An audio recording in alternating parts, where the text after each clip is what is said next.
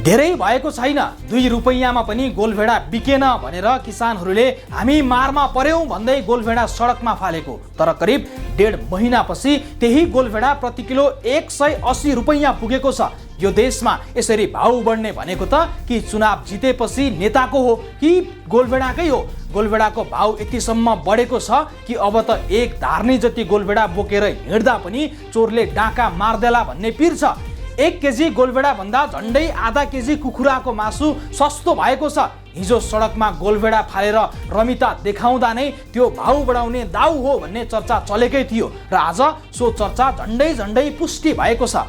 महँगी बढे पनि एउटा लयमा बढ्नुपर्ने हो। तर देश 1.5 महिना अघि मात्रै 5 रुपैयाँमा फालाफाल भएको गोलभेडा 1.5 महिनापछि 180 रुपैयाँ पुग्नु भनेको चाहिँ फगत संयोग होइन, असक्षम सरकार, जनतामारा संयन्त्र र अराजकताको हद हो। न रोजगारी बढेको छ, न तलब बढेको छ, न व्यापार बढेको छ, न अर्थतन्त्रका सूचक बढेका छन्। बढेको छ त केवल गोलभेडाको भाउ बढेको छ। जनताले लडेर ल्याएको गणतन्त्रको उपहार के 180 रुपैयाँमा किन्नुपर्ने गोलभेडा हो? होइन भने गोलभेडाको भाउ सुनेर ती भेडा जातिका नेताहरूलाई किन दुख्दैन? महँगीले जनताको ढाड सेकिँदा पनि ढाडे नेताहरूको आत्मा किन रुँदैन? आज गोलभेडाको भाउले दिएको सन्देश फगत महँगीको संयोग मात्र होइन, एउटा विद्रोहको सुरुवात हुन सक्छ। तरकारी बजार पुगेर कहिल्यै गोलभेडा नकिनेकाहरूले कान खोलेर सुनुन्, इतिहास साक्षी छ। विद्रोह भोको पेटबाट नै सुरु हुन्छ। घुम्ने मेजमाथि अगाउन्जेल टमाटरको अचारसँग मेजमानी गर्ने नेताज्यूहरूलाई चेतना भया।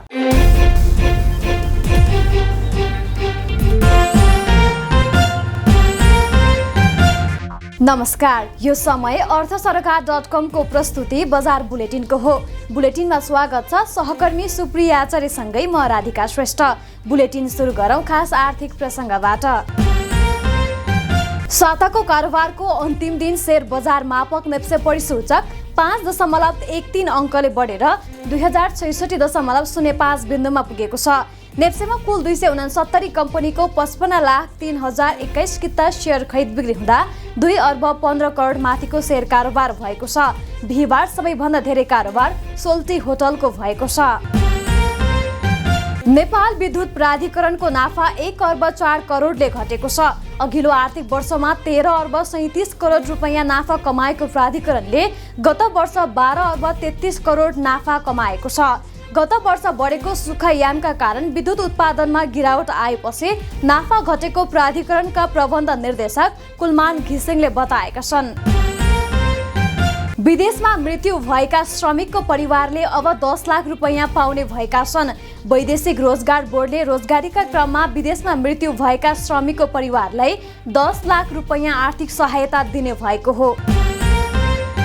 ललिता निवास प्रकरणमा सीआईबीले पूर्व प्रधानमन्त्री द्वय माधव कुमार नेपाल र बाबुराम भट्टराईसँग बयान लिने भएको छ। सरकारी जग्गा हिनामिना गर्ने कार्यमा नाम मुछिएपछि सीआईबीले समन्वय गरेर नेपाल र भट्टराईसँग बयान लिने भएको हो।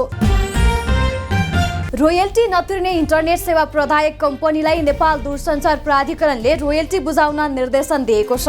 गत पुस मसान्तभित्र रोयल्टी तिर्नुपर्ने भए पनि हालसम्म रोयल्टी नतिरेका इन्टरनेट सेवा प्रदायकसँगै 47 कम्पनीलाई प्राधिकरणले रोयल्टी तिर्न निर्देशन दिएको हो। गोलभेडाको भाउ हत्तै बढेको छ। केही समय अघि मूल्य नपाएको भन्दै सडकमै फालिएको गोलभेडाको मूल्य अहिले 1 किलोकै 180 रुपैयाँ पुगेको हो। गोलभेडाको उत्पादन र आयात नहुँदा नेपाली बजारमा गोलभेडा महँगिएको व्यवसायीहरूको भनाइ रहेको छ।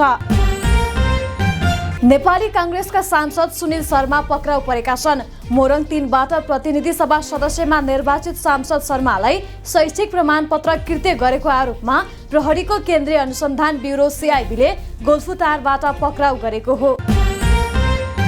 अर्थ सरकारको लोगो र नाम दुरुपयोग गरी नक्कली टिकटक एकाउन्ट बनाउने थप 5 जना विरुद्ध साइबर ब्युरोमा उजुरी गरिएको छ। ट्रेडमार्कमा समेत दर्ता भएको अर्थ सरकारको लोगो र नाम दुरुपयोग गरी नक्कली टिकटक बनाई कसुरजन्य कार्य गरेको हुनाले सो काममा संलग्नहरूलाई पक्राउ गरी साइबर अपराध तथा ट्रेडमार्क ऐनको कसुर अन्तर्गत कारबाहीको माग गर्दै प्रहरी समक्ष उजुरी गरिएको हो। प्रहरीले यस्तो केसमा टिकटकसँगको सहकार्य गरी उनीहरूलाई पक्राउ गर्ने जनाएको छ। थप बाँकी प्रसङ्ग सहकर्मी सुप्रिया आचार्यबाट। नेपाल विद्युत प्राधिकरणको आइपिओ जारी गर्ने प्रक्रिया अघि बढेको छ। इक्रा नेपालबाट AA+ को रेटिङ पाएको प्राधिकरणले सर्वसाधारणका लागि आइपिओ जारी गर्ने प्रक्रिया अघि बढेको प्राधिकरणका प्रबन्ध निर्देशक कुलमान घिसिङले बताएका हुन्। नेपालीलाई विदेश पठाएर अलपत्र पार्ने 2 म्यानपावर कम्पनीको लाइसेन्स खारेज भएको छ। UAE पठाएर 17 जना बाइक राइडरलाई अलपत्र पार्ने डिलक्स HR सोलुसन र D स्क्वाड ग्रुप म्यानपावरको लाइसेन्स खारेज गरिएको हो। काठमाडौँ महानगरपालिकाले लक्ष्यभन्दा 56 करोड बढी राजस्व असुली गरेको छ। महानगरले गत आर्थिक वर्षमा घर बहाल, व्यवसाय तथा सम्पत्ति कर लगायतका क्षेत्रबाट 56 करोड बढी अर्थात् 2 अर्ब 56 करोड राजस्व असुली गरेको हो। नेपाल स्टक एक्सचेन्ज नेप्सेमा 3 वटा कम्पनीको सेयर सूचीकृत भएको छ। बिहिबार नेप्सेमा घोराही सिमेन्ट, 3 स्टार हाइड्रो र अप्पर स्याङ्गे हाइड्रोको सेयर सूचीकृत भएको हो। यो सँगै आइतबारदेखि लगानीकर्ताले यी सेयर दोस्रो बजारमा खरिद बिक्री गर्न सक्नेछन्। नेपाल विद्युत प्राधिकरणका प्रबन्ध निर्देशक कुलमान घिसिङले वर्षभरिको उपलब्धि सुनाउँदै बत्ती गएको छ। प्राधिकरणको केन्द्रीय कार्यालयमा पत्रकार सम्मेलन चलिरहेकै बेला बत्ती गएको हो। उपलब्धि सुनाउँदै बत्ती गएपछि केही बेर कार्यक्रम नै रोकिएको थियो।